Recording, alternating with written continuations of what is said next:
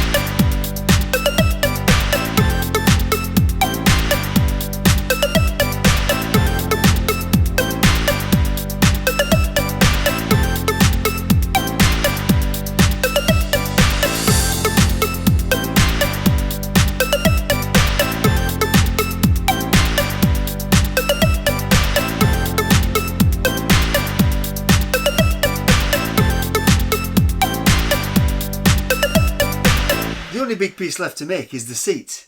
I've got to make it nice and comfortable, but I've also got to make it adjustable so that if any smaller kids get in, it can be moved forward, and any bigger kids get in, it can be moved backwards.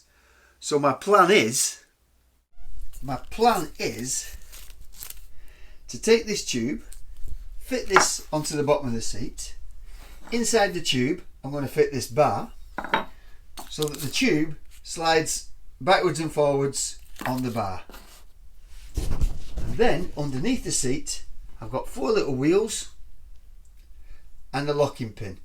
The locking pin will stop it moving once it's been put in the correct position, and the 4 little wheels will help it to move when the locking pin's removed.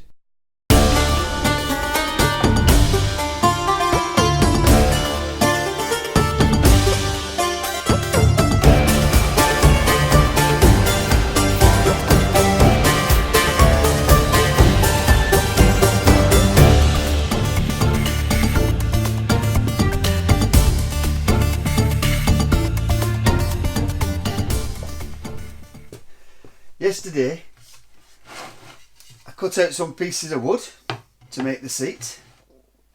I made these metal brackets to fit on the back, which is strong enough so that when kids go bouncing all over it, it's not going to break. I've got 4 little wheels. I'm going to put them on the underside of this piece, and I've made this slider. The wheels will be touching the base, and the slider will allow the seat to be moved backwards and forwards. There's going to be some holes drilled in this, and I'm going to pin the seat in position using this little pin. After that I've got some foam. I'll make this I'll put this foam on the seat so it's nice and comfortable, and when that's done I'm going to cover it with this leather look plastic. I think it should be quite functional, and it'll look pretty smart as well, I reckon. Well, I hope so. Let's give it a go.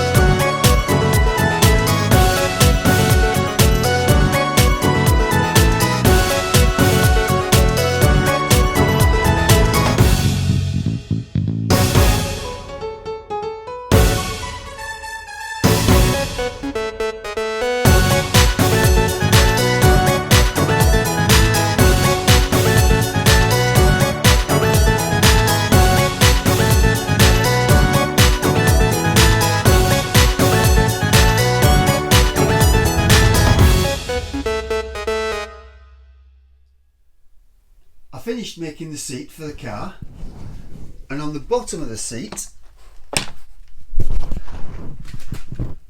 I put this tube, and this tube will slide over this bar, and all the little holes are for moving the seat backward and forward, and it'll be held in position with this locking pin. But before I fit the seat, I've taken all the steering mechanism out of the car, and I'm going to give the inside of the car protective coat of paint. And then while that's drying, I can make some side panels for the inside of the driver's position. I can fit the windows and the surrounds, and when all that's done, I can put the seat in position.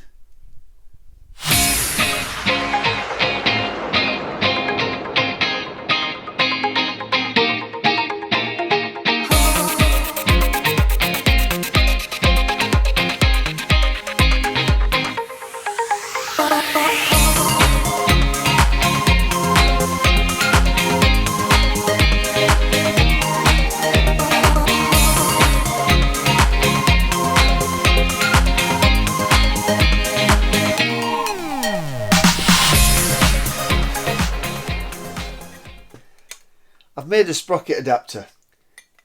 I've made it from those pieces that in the other video I said I probably wasn't going to use, but I've found a piece of metal that fits perfectly on the inside, which I've drilled and tapped so it fits onto the rear axle. The thing is now, once that's in position, the teeth on this sprocket were far too close to the teeth on the motor. Ideally I needed them to be further apart. So what I've done is made a new motor support bracket. Once again, another problem. As soon as we fit the motor support bracket, it fouls on the boot, or should I say the boot fouls on the motor support bracket once the boot's fitted. What I've got to do, instead of adjusting the bracket, I'm just going to take 20 millimeters off the top of this bracket, on the top of this support mount. That's a lot easier than messing about with this. After that, all I have to do then is paint everything up, paint the brackets up, paint my new adapter up, and that's it for this video. It's getting a bit cold in here.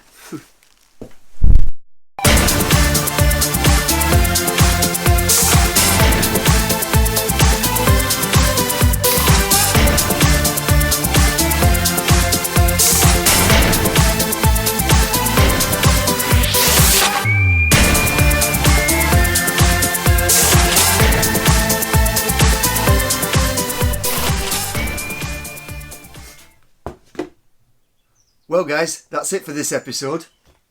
It may be a bit shorter than usual because I've accidentally deleted some of the footage I shot over the last few days.